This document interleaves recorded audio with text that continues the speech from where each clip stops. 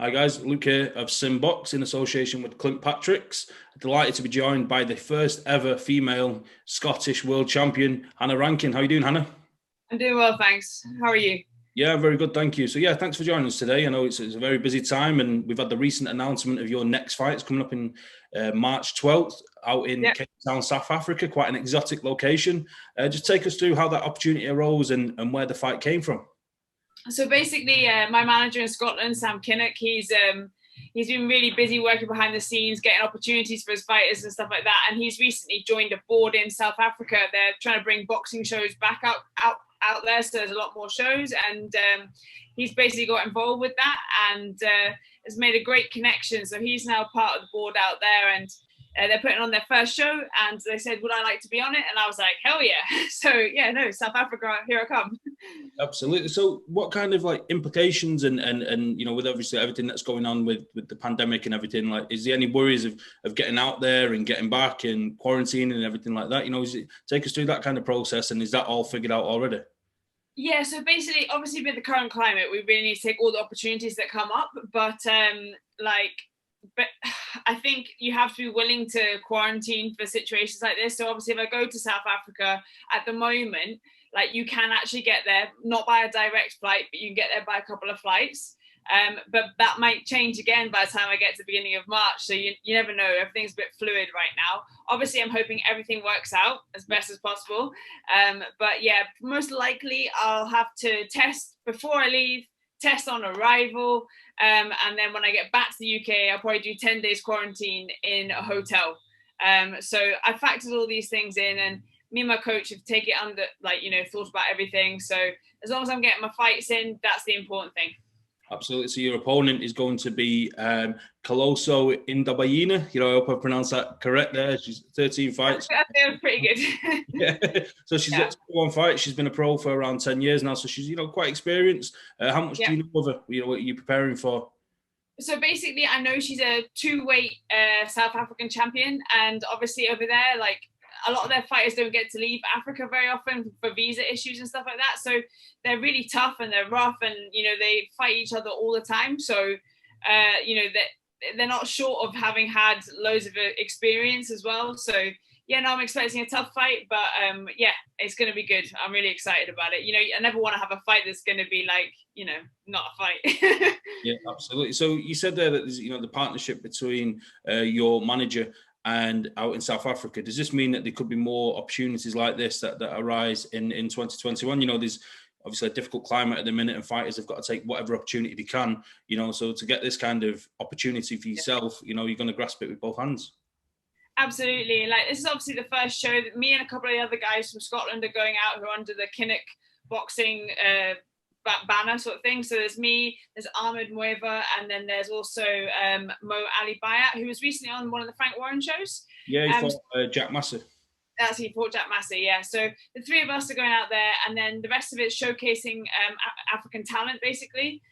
So I'm co-headlining, co-main event, and there's a local lad who's on the main event.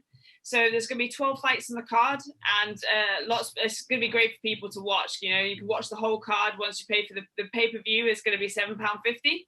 It's going to be on a streaming site, SEI, and I'll have like a link to that really soon. But yeah, no, so £7.50 gets you access to the whole fight card. And it's just going to be a great partnership, I think, because it means that hopefully down the line, some of their fighters can come over to Scotland to some of the Kinnock boxing promotions when things open up a little bit more. And also just having the opportunities to fight out there would be great. Like, you've got to take opportunities when they come up. And I think people think I'm a little bit nuts going to South Africa in the current climate. But as far as I'm concerned, got gloves, got passport, and I will travel if I can.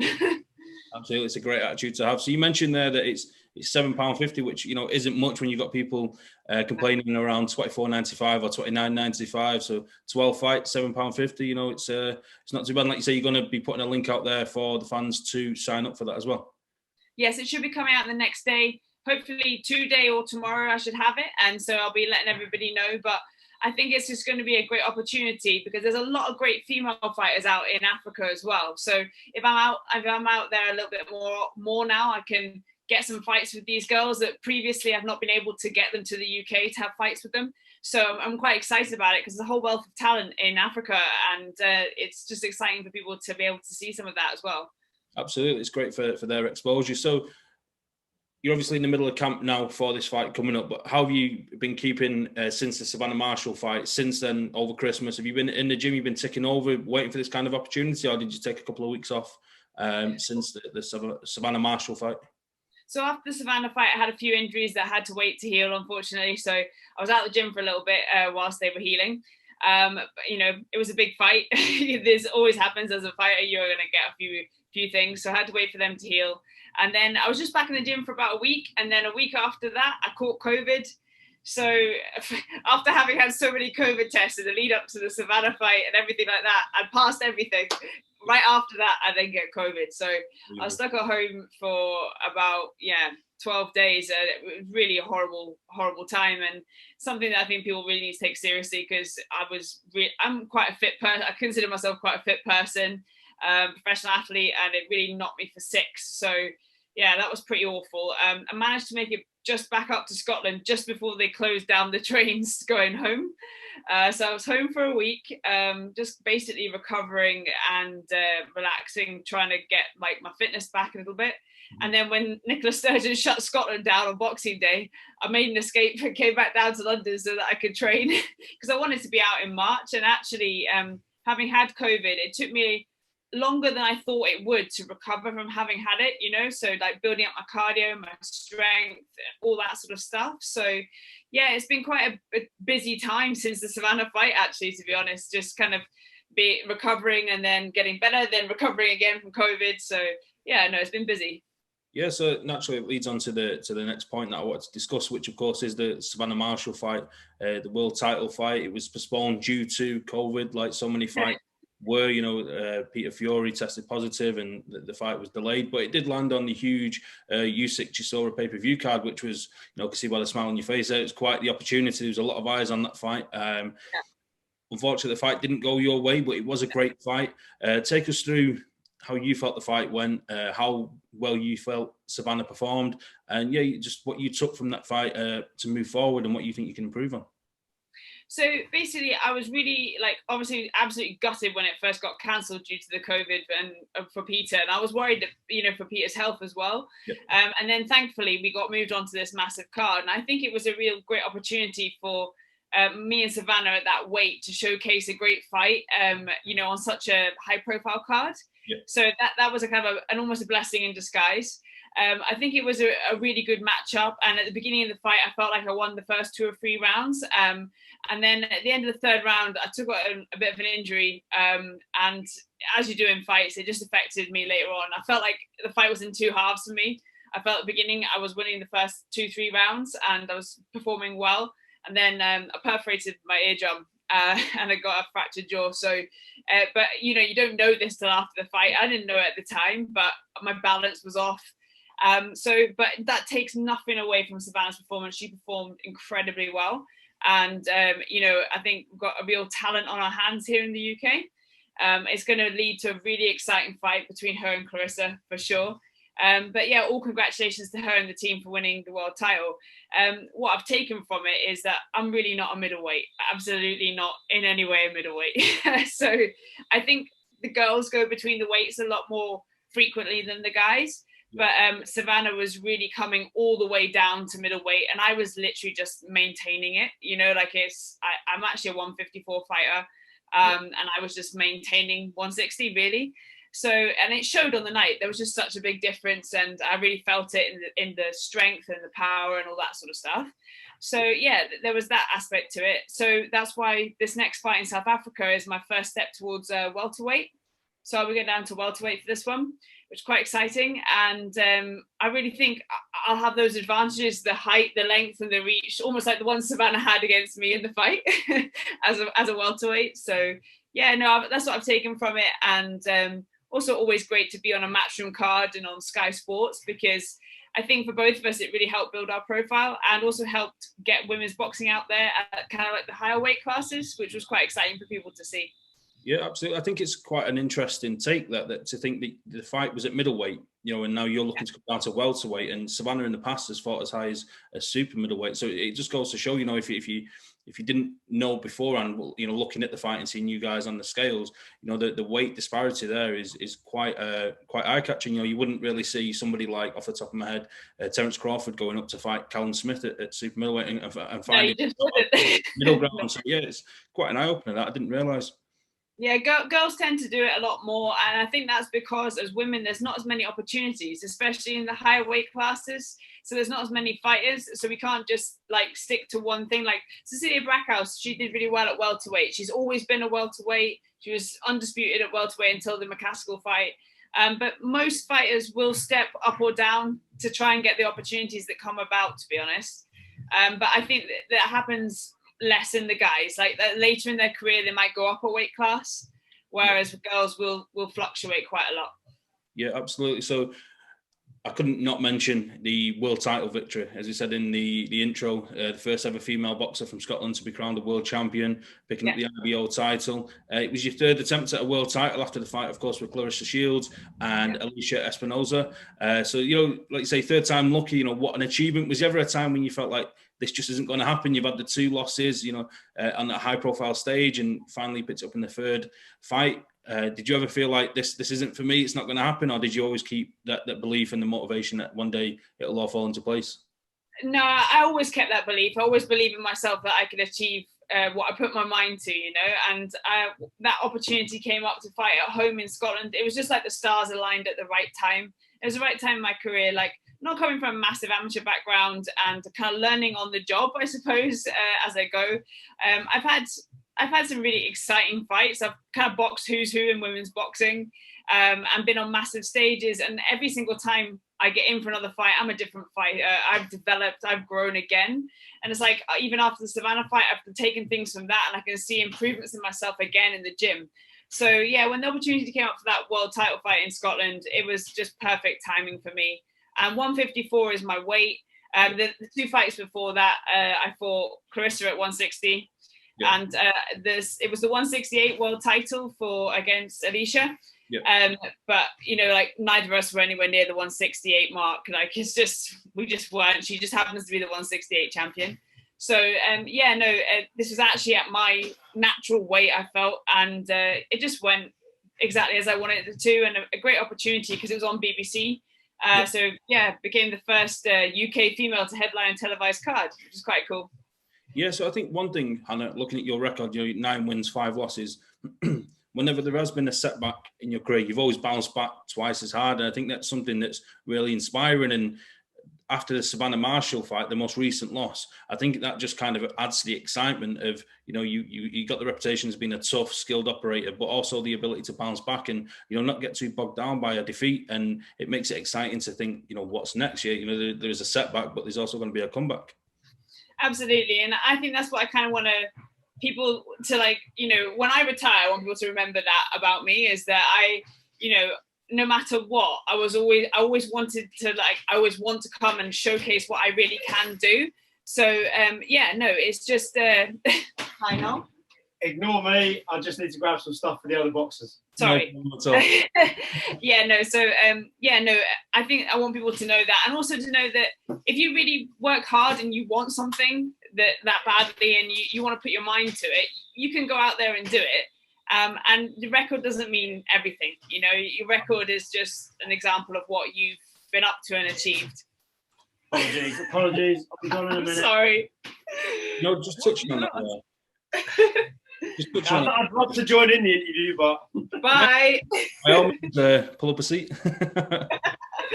Sorry about that. No problem at all. Just touching on that there with you mentioned about the record isn't about everything, and it's something that I brought up in other interviews with other fighters. Do you think in boxing that's something that we need to get away from, that protecting that almost that kind of mythology that's come along with Floyd Mayweather? Yes, he was great and he went to 50, and we all know that. But then you look at other fighters that have took losses like Muhammad Ali and Sugar Ray Leonard. These guys all picked up losses. Manny Pacquiao, of course, in more recent times. I think in years to come, boxing fans are going to look back and look at the fighters that was in the great fights. That's not necessarily the fighters that were undefeated. And, I think that you epitomise that. Thank you. I think, like, you know, if you look at someone like Arturo Gatti, everybody wanted to see Gatti fight. It didn't matter what fight he was in. If he won, lost, or draw, he was always in a firefight, and people always wanted to watch because they knew they were going to get their money's worth for a fight. You know, it's like, I think as a fan, you want to watch fighters like that. You want to see people who are willing to lay it all on the line to have a good fight and entertain people. And Gatti obviously is one of my heroes. So he's a guy that I always really look up to in the sport, that it just inspires me, you know. But definitely, I think that the pandemic situation has actually changed people's perceptions on the whole having something an O as a record, because like you can't afford to build up your record and not take fights that aren't coming on, because the fights just aren't around to have at the moment. You have to take opportunities, and I think it's actually, ironically, COVID has really helped boxing, because it's allowed people fights to happen that might not have actually happened before. And also the general public are now getting excited because they know both of the fighters, they're both named fighters, and everybody seems to know both people instead. And so now you've got like people being like, oh, I want this person to win, I want that person to win, and they're talking about it. So I think actually it's been really positive, and I think people will look differently towards finishing their career something a no. They will have been proud of the opportunities that they took and the chances, because you can only be applauded for taking a fight. And even if you lose, because there's got to be someone that loses, if it's a great fight, you've done yourself proud. Absolutely. Yeah, I think it's really well said there. While we're on that subject of your previous opponents, you know, you're ideally positioned. I'm sure it's a question you've been asked a million times, but Clarissa Shields, she's talking of moving over to MMA, but let's imagine she stays in boxing. Will the fight with Savannah Marshall come off? And if so, where do you stand on that fight? So this fight is definitely going to happen. I know this for a fact. I know Clarissa's been trying to get it to happen for quite a long time. Obviously, we have the same management team and same promotional team. So I know she's been waiting to happen for a while. I think Peter and Savannah have been waiting for a little bit longer for her to get more experience at world level, that sort of stuff. So I can see both sides of the argument. But yeah, no, I think the fight is definitely going to happen. She is going to do MMA and boxing. She's a very talented athlete. And I think MMA has been a bit of a lifesaver for her at the moment to like keep her active and keep her busy. And I'm looking forward to actually seeing her in an octagon. You know, I think it's going to be quite exciting. But yeah, no, I think the Savannah and Clarissa fight is going to be the female super fight. It's going to be the one that everybody's going to tune in to watch. I'm obviously backing Clarissa as she's my really good friend, but I think it's going to be a tough fight. I think it's going to be exciting. And there's two completely different styles of boxers. And having been in the ring with both, I know the advantages and what each do really well. And but I'm not going to give my opinion on the fight until it actually gets made. But yeah, no, I'm really excited about it, and obviously backing Clarissa. Really exciting times. So you're just thinking there with Clarissa, she's moving into MMA and she's mixing the two. Was there ever any kind of, you know, is there any ambition of Hannah Rankin to step into the octagon? Is there ever any desire for you to try a different sport maybe? Well, actually, what a lot of people don't know about me is that I've done quite a bit of jiu-jitsu, and actually I started off in taekwondo and then Thai boxing. So the kicking side of things and the mat work, actually, yeah, I've done a bit of that already, and I actually really enjoy a lot of it. I just love all combat sports personally. Like I find like real discipline in it and like loads to learn. So you might see a crossover at some point for me. I'm not going to say no, but it would be quite exciting for me. So I'm not going to turn that down. Exciting times. I think we got a SimBoxx exclusive there. Hannah Rankin in the octagon soon Absolutely. To be. Yeah, no. Sticking to the boxing, obviously, female boxing is growing and growing, and you know it's going to the next level consistently year on year. Now it seems to be each female fight that comes along is taking female boxing to a higher level. It's a really exciting time. You got the Amy Timlin, Carly Skelly rematch coming up on Match. I'm really excited about that fight. I can't wait for that one. Actually, I think it's this whole year for us has been an absolute breakthrough for women in the sport. I really feel massive hats off to Eddie Hearn, Matchroom and Sky Sports for deciding, right, what we're going to do during the lockdown. We'll take this opportunity. We'll put some women's fights on.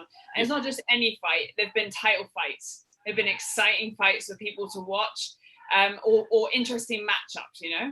And that was a real sort of like risk to take, and quite a risk that a lot of other sort of, I don't know, TV venues that they're not really taking that chance. Whereas it kind of gave us the perfect opportunity, and you had a fixated audience because everyone's stuck at home, so they couldn't like go to the pub to what is when it was a chicks fight, as they often did, and so everybody got to see some fantastic talent, and now women are becoming household names in the UK, especially. It's like, you know, people are talking about Chantel Cameron, Terry Harper, Natasha Jonas, Savannah Marshall, myself, and that's really great to hear, like people talking about us, because that means that young people have some female role models in the sport to look up to that they know and that people can talk about, which is great.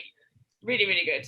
Absolutely. So, you know, there's a couple of fights that we've already touched on, one that needs to be made in terms of Clarissa Shields against Savannah Marshall. We've got the Cecilia Brackhouse and McCaskill rematch.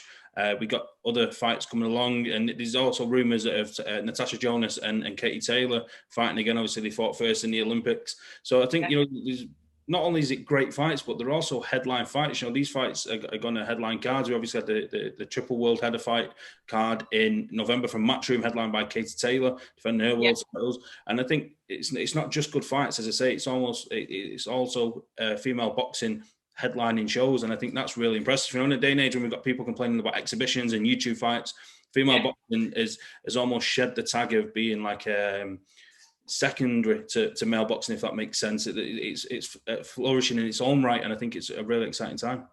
Absolutely, and I think also, ironically, these YouTube fighters coming out with woodwork has actually sort of helped us out again, because you know, you've got these girls going out there, and like, you know, I think the decision to put on title fights or like really solid matchups for women has meant that people have only seen the top, like they're getting introduced to women's boxing at the top level.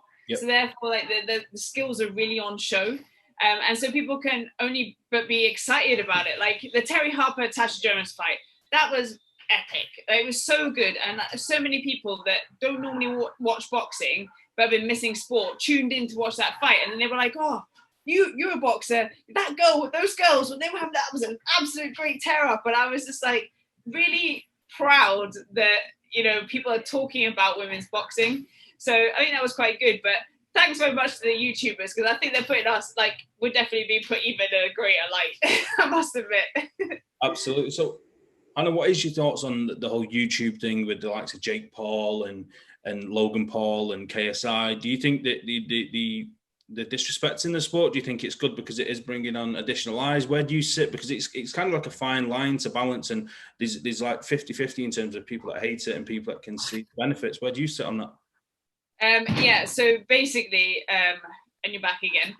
So basically, I feel like when it comes to the YouTubers, that actually you've got to respect their hustle and what they've achieved. You've got to respect the fact that they've built a fan base and that they can sell hundreds and thousands of tickets and people tune in to watch them. And these might not be boxing fans, but somehow they've created that sort of like, I don't know, that kind of business model, I suppose, that a lot of boxers would kill to have that many followers and that many people getting involved. So I think if you look at it one way, we can learn stuff from them and be more vocal on our social media platforms. It's something that I always say to new boxers is like, make sure your social media is on point.